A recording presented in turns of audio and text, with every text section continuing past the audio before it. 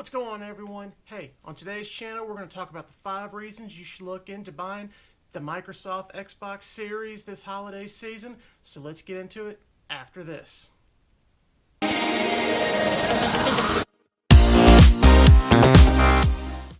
Alright guys, welcome to my YouTube channel, Reviews by David. I am David. On this channel we love to talk about gaming, modern or retro, cool gadgets and smart devices for your man cave, your living room, all the TVs and all that stuff to help make your experience better with any of the entertainment you're doing. But hey, let's get right into it with the 5 reasons, and I'm going to do them in a semi-order of my opinion. And I'd love to hear your opinions down below, so drop a comment as you hear these, anything that sparks your interest or thought process. So let's get right into it. Alright, so number 5 for me is going to be longevity. I believe the Series X is going to have a nice lifespan of probably 5 to 7 years at least of gaming capabilities. Of course, it's coming right out with, of course, the stats. I mean, we've all seen the stats and the specs on it. It's the best, strongest one that's come out yet. It's going to have 4K compatibility up to 120 frames per second. And then also, they say it's going to be compatible all the way up to 8K. Now, that, of course, remains to be seen. We'll see how that works out. But considering right now, 4K isn't even the standard in the industry yet. We're getting there. Probably should be in there in the next year, maybe 2 years at the longest. 4K will be the standard, and of course that'll be the standard for a few years at least. And 8K will start coming in probably down the road. I would say probably that 5 to 7 year mark. But that does keep you at least in that ballpark of being able to play this and have it's a $500 system for the X. It's going to keep you going that distance. As far as the Series S goes, it's probably got a legitimate 2 to 3 year lifespan for most gamers. It's going to be playing more of your stuff more at the 2K, the 1440p, which is basically a 2K experience, which is definitely fine for right now, considering, like I said, most games and stuff aren't really 4K totally yet. So it'll be great. And of course, if you're just the average consumer or whatever, I mean, even for me, on the normal day, I could probably use the Series S for the next 5 years, and it wouldn't bother me. And at the $300 price point, that's not bad at all. Less than $100 a year for both of them. So longevity at number 5. Alright, number 4 is going to be backwards compatibility. Now this is huge to me, especially when you start talking about my retro gaming stuff. The Xbox is going to be able to play 99% of the games all the way back to the original Xbox. I know I want to say Call of Duty had an issue that it won't be compatible on the new X, the older version from the Xbox One. But hey, most of these are going to be backwards compatible, whereas like the PS5, I think it's going to go back to PS4 and that's it. PS3, 2, and 1, it's not going to have the compatibility where Xbox is. So if you like those original games from the Xbox One, you want to play, maybe the Need for Speeds, the Underground, Halo, and stuff like that from back in the day, you can keep all those discs, and if you have the Series X, you can put them in the disc drive and play them. Of course, Series S doesn't have a disc drive, but let's talk about the X with this. You're going to have that capability of playing pretty much 99% of the games. Everything you bought, controllers you bought from the Xbox One, that's all going to be compatible with the X. So it's not like you have to rush out and buy a whole bunch of accessories, kind of like how Apple will screw you with that. They come out with a new port to charge your phone or something, and now you got to go buy all their accessories. When you buy a new $1,500 phone, you got to go spend another $500 in accessories. Xbox, you'll be able to keep all your Xbox One stuff, play it on the new Xbox. All of your games from the past, you'll be able to move over and keep playing on the new one. So to me, that's really good. Backwards compatibility, that's a huge selling point to me. So let me know if it is to you. Number 3 is going to be the Game Pass. Game Pass looks amazing. For $15 a month, basically, and I think there's one for $10 a month, you're going to get access to over 100 games right now. Day one, you go buy this system, and you pay this little $15 a month, you have 100 games. And then, of course, a further selling factor is Halo's going to be on it. So that's going to be really cool. The minute Halo Infinite comes out, you're going to get to play it, which is one of the big reasons I jumped on the Xbox platform to begin with, was Halo. Loved playing that game. It's coming. also to Game Pass. So that's pretty cool. And then jump ahead, EA Sports is bringing out all of their games onto the platform holiday 2020 this year. So now if you like all the sporting games, you get to go play all those. And you have to think the price point of these games are $6 a pop. Well, I mean, $15 in 10 months is 150 bucks. So basically you go buy 3 games and it's going to be the same price as a year of Game Pass, and you get over 100 games, and they're adding more all the time. All their new games are going to keep adding, and from the bonus that I'm waiting for later, we're going to circle back to this one. So EA Play, Game Pass, to me that's a huge reason to get this. So that was number 3. Number 2, it's going to be pricing. Pricing on these is really not bad. You're getting a next-gen console, the Xbox Series X, at $500. It's really not a bad price for what you're getting. Try to make a computer for that price with all what it has. You're not going to do it. But a bigger reason is the Xbox Series S. If you're not ready, this year's been crazy. We all know that. So with the Series S, you're going to be paying $300 for it, and you're still going to get the next-gen gaming experience. You're going to get 1440p. You're still going to get a lot of the bells and whistles. It's still way better than the Xbox One. So you're going to get the next-gen gaming for $300. But what Microsoft did to even make this better is they brought out their All Access. So basically, you can go and for 2 years, for the Xbox Series X, you can pay $35 a month.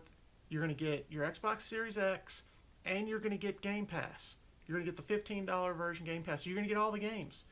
$35 a month, 24 months. If you bought these two outright, you're going to save, I think I did the math, you're going to save 20 bucks. You're going to save some money.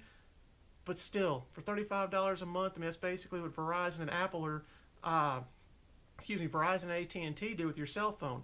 You pay a set monthly fee for 18 months for your phone, and then you own it. Kind of the same idea with the Xbox. You're going to pay on it for 2 years, then you're going to own it, and you're going to get access to all the games for free. I mean, you're paying for it, but you're going to save money over that 2 years. The Series S is going to be $25 a month, and you're still going to get Game Pass for 2 years, and with this one you're going to save about $60 over the 2-year lifespan of it. It's $25 a month. Most people could probably swing that. Of course, they're going to check your credit and all that stuff when you do it, so take that into consideration. But with everything going on, we don't really know how the future's looking. $25 a month, hopefully you can do something to come up with that $25 if you need to pay for it. Don't stretch yourself thin with this stuff, but it's not worth it. But hey, if you can swing it, that's that's going to put a lot of people, I think, in Xboxes this year and over the long term of Microsoft with this. That's such a smart move to be able to get both of those. So number 1, and kind of the obvious thing, is next-gen gaming. That is the number 1 reason people are buying this. You're going to be able to play in 4K with all these games. The load times are super fast. I watched one on the Xbox One compared to the Xbox Series X or the S. I don't remember which one, but it was one of them. Doesn't really matter. I mean, it looked like it was 15 times faster. It might be more, it might be less, I don't know. But just watching it, the dude that was playing on the new Xbox, he was in his game, I think within like 3 seconds, and the other dude on the Xbox Series One was just watching it forever. It's Xbox One. Felt like he was watching it forever. I almost felt bad for watching the video and watching this guy wait for the load times. So the load times of the game, switching between games, the levels, respawning, all that is going to be a lot faster under the Xbox Series X and S. Of course, you're going to get 4K gaming. If you get the Series X, you're going to get the Blu-ray player, so you can play or you can watch movies and stuff in 4K on your, and of course all the TVs and everything are going this way. So next-gen gaming is just going to be awesome. Not to mention the stuff of ray tracing and just being able to see the graphics and your game experience being better, seeing reflections in the water or in windows or mirrors or whatever. It's next-gen gaming at its best. This is the reason everybody's going to be buying this one, the PS5. They look amazing. They're going to be amazing. And I only see them getting better as time goes on. And we start really seeing these games and these developers step into that 60 frames, 120 frames per second for these games. They should look awesome within the next year or so. I mean, they look awesome now, But next gen, the gamers got to, the game companies have to catch up with these systems now. So that's nice too. That goes back to that longevity. They got to catch up to the systems. So there you go. So number one for me, obviously, is next gen gaming. That's why everybody's getting them over anything. So there goes number one. I said I'd have a bonus for y'all. And most of y'all already know this, but this bonus is going to be a big reason people switch over to Xbox or purchase Xbox in the future, in my opinion. And it was the Bethesda acquisition. We all know about it, or if you don't, Xbox acquired Bethesda, or the parent company to Bethesda, for $7.5 billion. And they came out and they were talking about how they need better games. They learned with the 8th gen Xbox that, hey, we need more exclusives. We need everybody, when you go buy these systems, the big thing you can compare is what games can you play and how good are they. And Xbox recognizes they messed up with the One. Halo and some of those are not as sought after as they used to be. So Xbox realizes they need to add more gaming lineup. They need to add more, I can't think of how you put it, but basically exclusives for Xbox. So you're looking at games like Fallout and Doom and stuff could eventually be Xbox exclusives, and that might push people over to it. Now right now, just so you know, if you haven't heard, they're going to honor the contracts with PS5 for now. Whether or not they have to or not because they acquired them or the contract signed, don't know the details on that. But I think it's a good move by Microsoft either which way to go ahead and let this contract be and not be punks basically and saying we're just going to take this, it's ours now, we're taking our basketball and we're going home. They're not going to do that. They're going to honor the contract. They might have to either which way. They're going to honor the contract with these games that PS5 has exclusively now. But in the future, I have a feeling that'll change. Xbox knows they need exclusive games for themselves. They're going to do it eventually. So in the future, that might be a reason to pick up Xbox. If you don't now, if you go ahead and get the PS5, maybe down the road, you're going to be like, oh no, here comes all the exclusives for Xbox. I guess I need to pick one up now. So that's a smart move by Xbox. So they're playing the long game here with the all access, with these acquisitions, and they're out to buy more. There's a lot of rumor they're out to buy Sega. Kind of doubt it. There's little hints and stuff, and you know the new blue controller matches Sonic, his color, and they're both blue and white, and all these little tidbits. I mean, it's not the government. I don't think they're putting out these little bitty secrets like this, but they are going to be in the market for another acquisition, and they want a Japanese brand. So everybody's kind of looking that they're going to do Sega. Now, I know what their meeting or the thing they're having for Japan, they're not announcing any new acquisitions right now. Of course, when you just completed the $7.5 billion one, you might want to wait a little while, see how it goes to get another one. Maybe they are in the market for it. I don't know. But anyway, those are the 5 reasons and the bonus reason that you should pick up an Xbox this holiday season and be ready to go.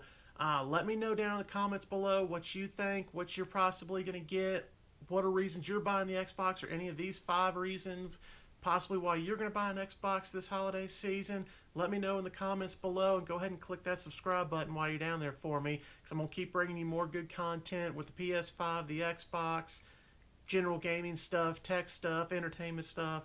That's kind of my thing and what I like. So I'm going to bring you more of it, more news.